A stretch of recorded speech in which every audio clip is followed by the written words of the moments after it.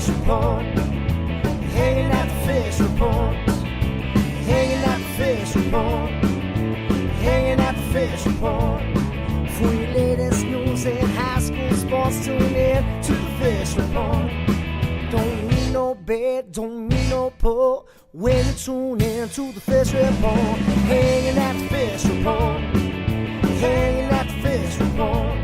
You got Craig and TK and Head D, tune in at the fish report. Coming to you live from Studio F in Russia, Ohio. It's the Fish Report Live Show with your hosts, Craig Fissinger and Ken Francis.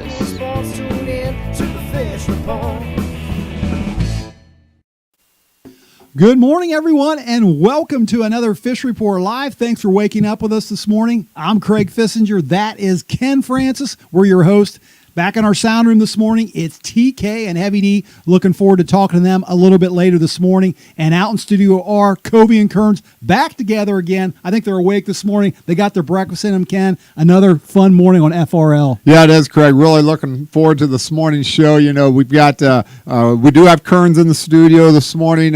He looks like he just got out of bed, which he probably did, but at least last week he didn't make it. So that's nice. We got, like you said, full force here this morning. So, and really looking forward, Craig, to our guest on our show this morning. That's Coach Brad Turner, the head boys golf coach of the Fort Loramie Redskins. He takes his Redskins into district golf play this afternoon. The Fort Loramie boys golf team, the Turner boys, always great to have on our show, Craig.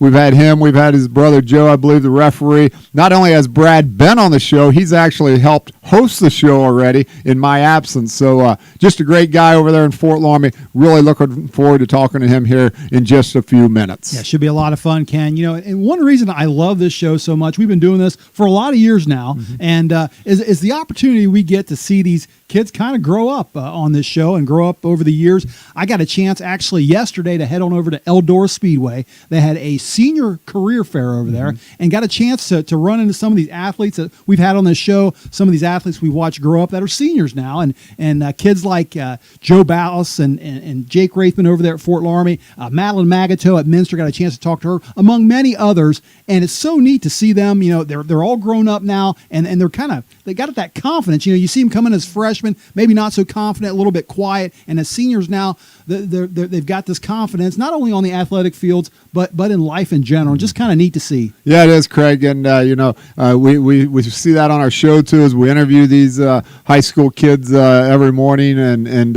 they just they grow up, and we've got kids of our own, and time sure does fly by fast, Craig, and you got to enjoy all those moments as a parent, because boy, before you know it, you're going to be an empty nester, and that time sure does fly by. All right, well, let's get things started, Ken, and talk a little sports. And speaking of young guys, let's head on out to Studio R to talk to a couple youngins out there, and that is Kobe and Kearns. Matter of fact, saw Kearns yesterday at the job fair, and guys, good morning. Kearns looks like he may have slept here last night. I'm not sure. I wanted to make sure I didn't oversleep, so I just slept here.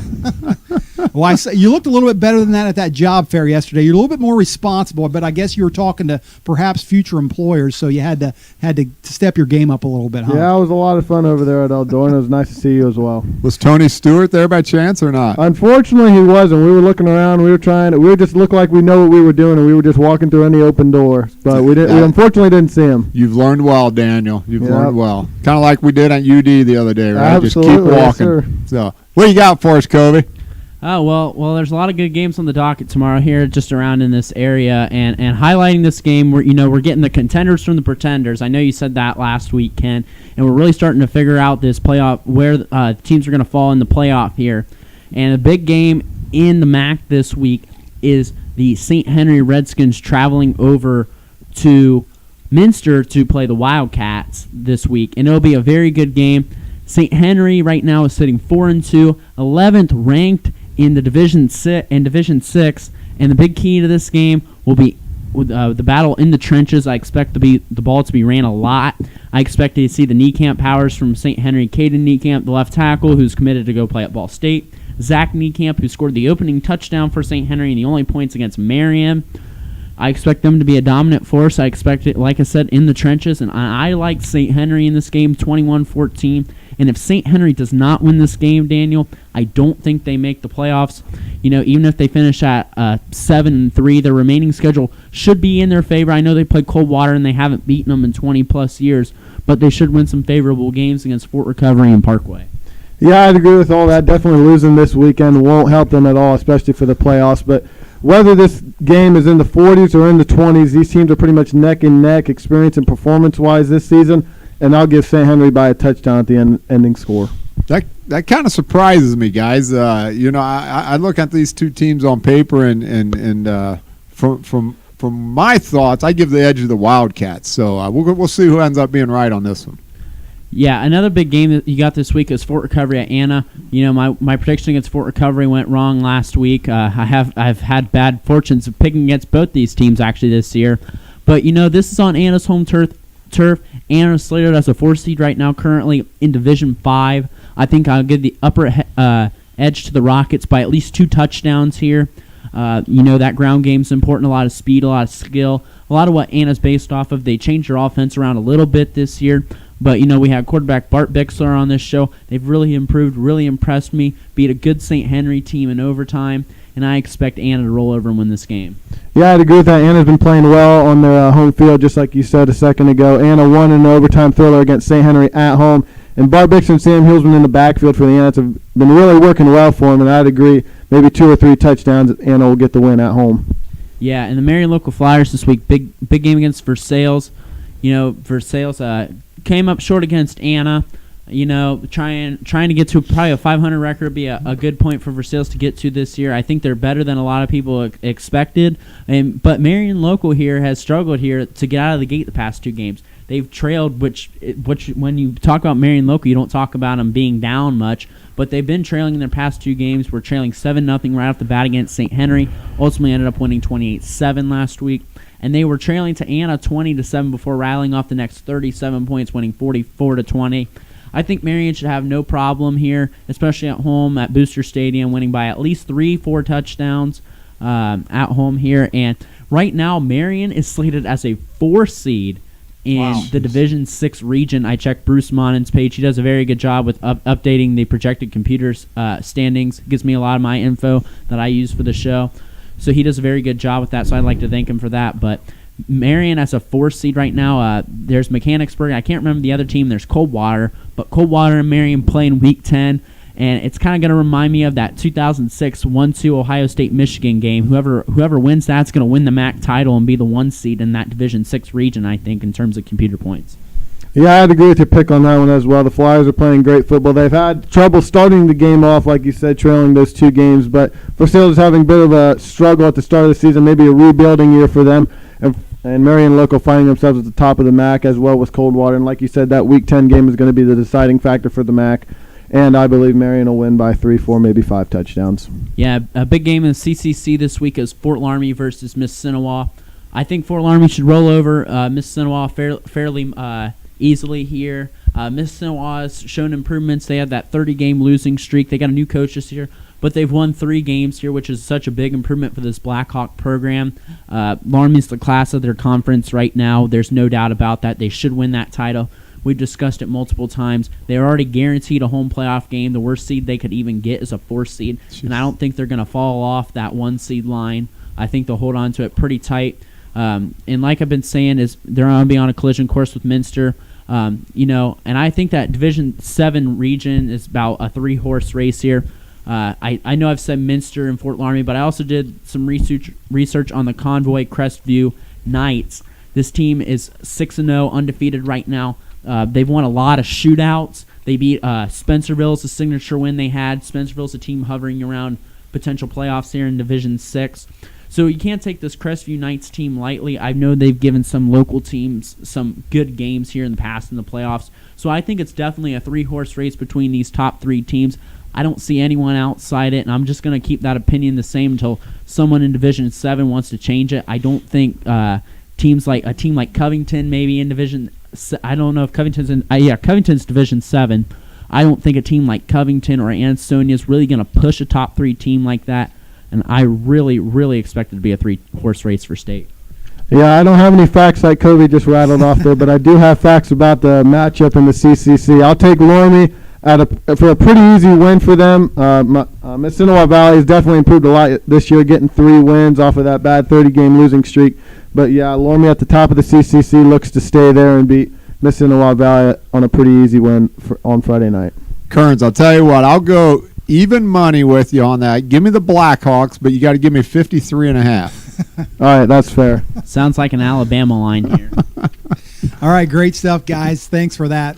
And Ken, Kobe mentioned that Marion local Coldwater game. I know that's a little ways off yet, but you know what the most exciting part about that game is? That would be the 50-50, Craig, and I might have to make sure I get in that 50-50. I've been in it the last several years, and you're right. That's like the most exciting part for a non-Marion local Coldwater fan would be the 50-50. That's like a whistle-stop Queen of Hearts pot over there, isn't Absolutely. Yeah, it is. I wonder when they do play, Kobe, something I'm going to ask you when those two teams do play would be, are they going to hide some things? Because I'd say there's a very good chance they're going to see each other in the playoffs, and I don't think they want to show their full deck of cards on a MAC championship there because, I think they're going to be playing again. Well, we'll talk about that definitely in the weeks to come. Hard to believe we're heading into week 7. Yeah, it's crazy. All right, we're going to take a short break, but stay right there. When we come back, we're going to talk some golf, including that big interview with Fort Loramie coach Brad Turner.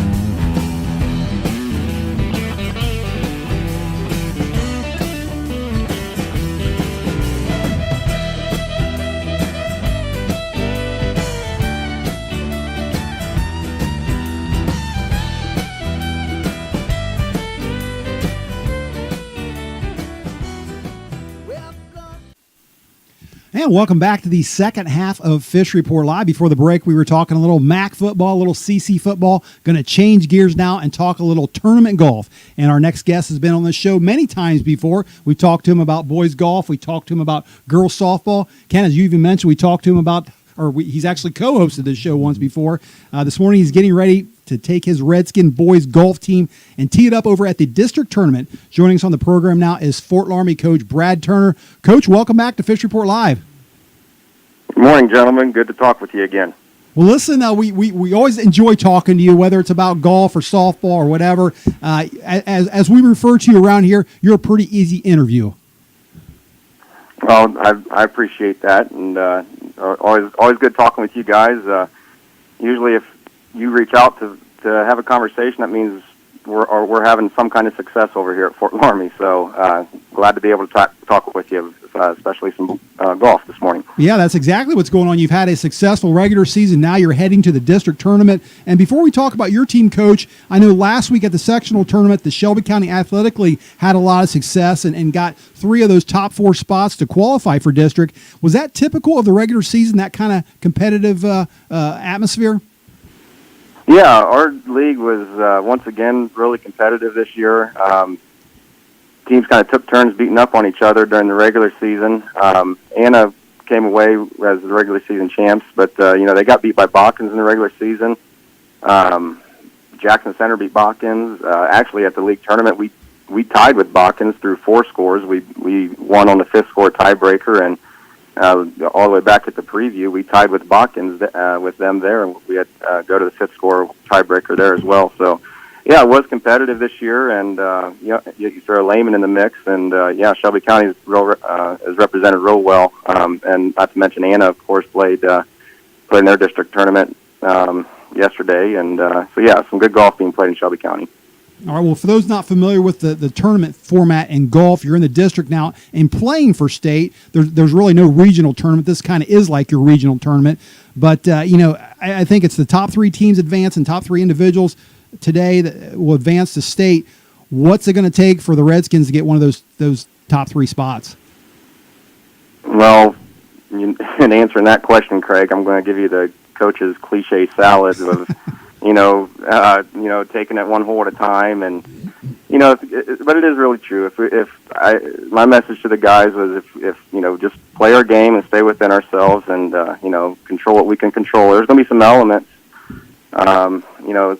It's expected to rain and maybe even some thunderstorms, and I don't know how heavy it might come down, but we're going to have to handle those elements and control what we can control. As far as the field is concerned, the Cincinnati section always brings up some good teams. It looks like Seven Hills comes out as the champion there, and they're looking really solid. But I think got some good, a couple other schools with good tradition in golf. We came out of the Beechwood sectional, but over at Greenville, Newton won that sectional, and they look really good. And Tri-County North actually beat Newton in the cross-county conference in their regular season. So there's some good teams, but there's 12 teams that are there, and I don't know if you guys realize it or not. You're right in that there's 3 teams that move on, but this is the first year that 3 teams are advancing instead of only 2. Up until this year, it's always only been 2 teams that advance. So, increasing that number of teams that moves on by 50%, that definitely opens the door for another opportunity, and we'll see what happens at the end of the day. Coach, hi, this is Ken. Let's talk a little bit about your Redskin team individually. Tell us who's teeing it up for you guys tomorrow, and who needs to play well to. Obviously, they all do, but who are you looking for a big day tomorrow? Sure. Well, we got 2 seniors on the team, and Mitchell Putoff plays as our number 2 man, and he's a 3-year letter winner, and Eli Rosengarten is our other senior, and he plays as our 3-man, and hopefully both of those guys have 3 years of varsity experience, and hopefully can put a number up on the board that we can count on. And then our low man for the year so far is Zach Kleiman. He's just a junior, and he'll be playing as our number 1, and obviously we'll need him to set the tone for us. And then rounding out our lineup for the tournament is a couple of sophomores, Devin Roderman and Caleb Meyer. Devin plays as the 4 and Caleb as the 5. And you're right in that we need everybody to play well. We've got 4 of those scores are going to be taken, and then a tournament like this could definitely come down to the 5th score tiebreaker. So we need everybody to do their thing and hopefully put a number up. Coach, before the season started, you had Jared Mittendorf, one of your players from last year that you had hoped to be coming out this year, wasn't able to because of some back issues. Who has replaced him in the scoring column for you? Who has stepped up well for the Redskins? We've had a trio of sophomores fill out the 4, 5, and 6 spots. Of course, you play 6 guys in the regular season, and then you have to go down to 5 for the postseason. And I mentioned Devin and Caleb, and then Carson Barhorst also is our 6th man. And those 3 have filled in and have done a decent job. They've Devin and Caleb have each gone low at least once this year, and show that they have it in them. Carson's been pretty steady in that 6th spot, but it'd be nice. Jared had a tough break early in the summer. Luckily, I think it's not going to impact his baseball coming up in the spring. But those sophomores caught a little bit of a break in that they gained some valuable experience, and hopefully it can work out this year, but I know it's definitely going to help us out in the next couple of years that these sophomores have this experience from this year. Coach, one more question for you before I turn it back to Craig here, and I guess it's more of a comment, but I want to compliment you on your social media post. You're one of those coaches out there that is short, to the point, but every time you have a contest, win or lose, you're putting the result out there. So I want to compliment you on that. There's a lot of coaches around that if they don't post anything, you can pretty much assume they must have lost. But you're not that way, so I appreciate how you handle your social media over there. Well, I guess thank you. The fact of the matter is that the sports I coach aren't necessarily the high profile sports. So I wanted to get these guys, and then in the spring the girls. Want people to know what's going on. And I don't know how many times it's happened the last couple of weeks that somebody will ask me how the girls golf team's doing. I got to remind I coach the boys. I'm the boys coach. But had a good season with the girls as well. Coach Hollenbacher there. But anyways, just the facts, I guess, is what sometimes what you need to be putting out there on the social media. Well, Coach, I'm guessing every season probably presents different challenges and different types of personalities for you as a coach. What do you like most about this group of boys this season? This group, I genuinely enjoy being around these guys, and that is definitely the thing that stands out with this group. We're driving the van to and from all these meets and the practice rounds and everything else, and I giggle to myself with the stuff that comes out of their mouth. Some good senior leadership that Eli and Mitchell lead by example, and they've welcomed the sophomores right in, and they've meshed really well, and that's something that.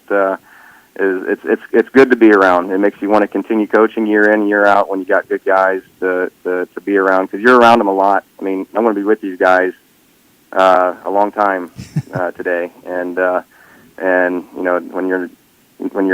when you can enjoy their company, that's a good thing. Well, Coach, I got one more question before I let you go, and I'm going to ask you for a little bit of advice. And I've got an 8th grade son, that's all of a sudden started to ask me to take him golfing, and I have. And now all of a sudden he's asking me for tips, and I'm not probably the one to ask for tips. And I kind of explained that in the show here a couple weeks ago that I'm not a very good golfer. So from someone that's been doing it for 11 years, like you have, coaching young kids, give me some advice on what I can tell my 14-year-old to work on, or what can I have him work on to become a better golfer for when he gets to high school. Well, if he's checking for you for advice, you might want to tell him to go somewhere else. Exactly. No, I think it's really important that a kid learns to enjoy the game. Chances are they're going to enjoy it most when they're with some friends. So hopefully, little Minnow's got a buddy that he can partner up with and get some rides with out to Stillwater. Whether it be the Sherman kid over there who had a nice season as an individual and will be playing as well today, and whatever. But buddy up, enjoy the game, and then any coach will tell you it's all about the short game. That chipping and putting is where it's at. So I know it's fun to see the balls fly in the air, but it's even better watching them drop in the cup. So work on that short game. Good advice. That's right. Well, listen, Coach, appreciate you joining us here this morning. You're probably getting ready to head out with your crew there, get a good big breakfast in them, tee it up, hit them long, hit them straight, and chip them close to the hole, and good things will happen for the Redskins.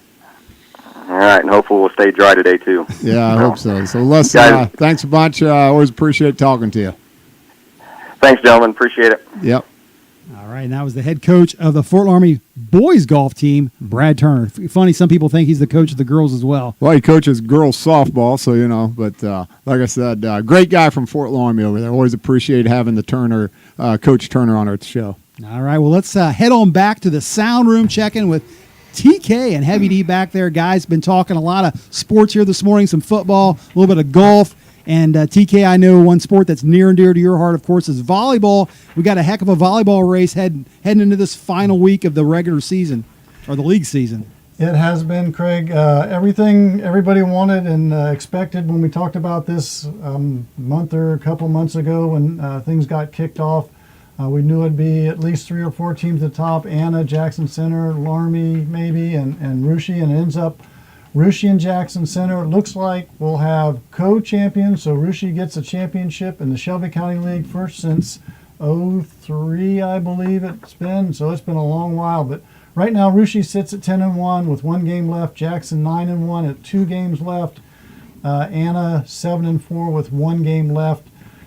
Pretty much everybody ends up tonight with their Shelby County, and then next week Anna I think finishes up their season. So, anyways, looks like we got our co-champions unless something really crazy happens. So, a heck of a season, and really sets up quite an interesting postseason with these top teams. Obviously, Anna going on to D3, but Russia, Jackson Center, and I wouldn't rule out Fort Loramie. They've got a bunch of talented kids despite the record. They could be a big spoiler in the postseason, so it'll be fun to watch how that all rolls out here. Yeah, can't wait to see all that shakes out. I think we know how it's going to go, but they still got to play the games. That's right. TK, I know you and Heavy D been watching a lot more volleyball than I have over the last many years, but have you ever seen a season where so many games, so many big games, and they're always going to 5 sets? I mean, the stats this year are going to be phenomenal when it comes to blocks, kills, digs, sets, whatever they are, but they're going to have huge stats because so many of these teams are playing 5 sets. Yeah, it's definitely been an interesting league or season with those, and I think Russia is 5-1 in 5-set matches, which is incredible in itself to be constantly putting in that kind of pressure and then ended up on top in those games. So hats off to them and their ability to hang in there and stick with it for all 5 sets. So yeah, big games and big stats this year. All right, TK, well, let's get to your SCAL Athlete of the Week, or Star of the Week. I know last week you gave it to a Fort Loramie football player. Who you got this week? This week I'm kind of going to go back to a couple weeks ago. You know, I'm a fan of Joey Votto and was heartbroken last year when he didn't get the MVP because he wasn't on a good team. This year it's Jacob deGrom. Everybody's wondering, does he get the Cy Young because he's not on a good team, but he's the best pitcher anywhere in the universe. So I'm going to go with local sophomore Drew Sherman. The man worked himself into a district individual assignment or qualifying. He's on a team that struggles, but he kept it up. He worked hard all season. Worked hard for a couple of years, as a matter of fact. Shot a nice 88. Going to be playing today, tipping off at 10:40 this morning at that big course down at Beaver Creek. Going to be a long course, a lot of walking. Going to have to keep focused. It's a tough course, but looking around at the scores, he's got a shot. There's only maybe one in the 70s and a bunch in the 80s where he's been shooting. His low this year is 83. So good luck to Drew, our player of the week, and his efforts to make himself an individual contestant at the district golf today down at Beaver Creek Golf Club. Great choice there, TK. Absolutely. And Heavy D, I know you're that golfer is near and dear to your heart. I think you mentioned the other week he's your godson, That's right. Yep. Taught him everything I don't know. Well, let's. You're going to dig into the mailbag. What do we got this week for Ask Heavy D? I did. I dug pretty deep. This one, pretty surprised, came from Arizona Senator Jeff Flake. And if you've been watching any of the news lately, his question was, do you have anything incriminating in your senior yearbook? Well, I went back up into the attic and dug into the archives, and I found my senior yearbook. Here it is. There it is. And couple things in there. Well, number one, I found this article in here.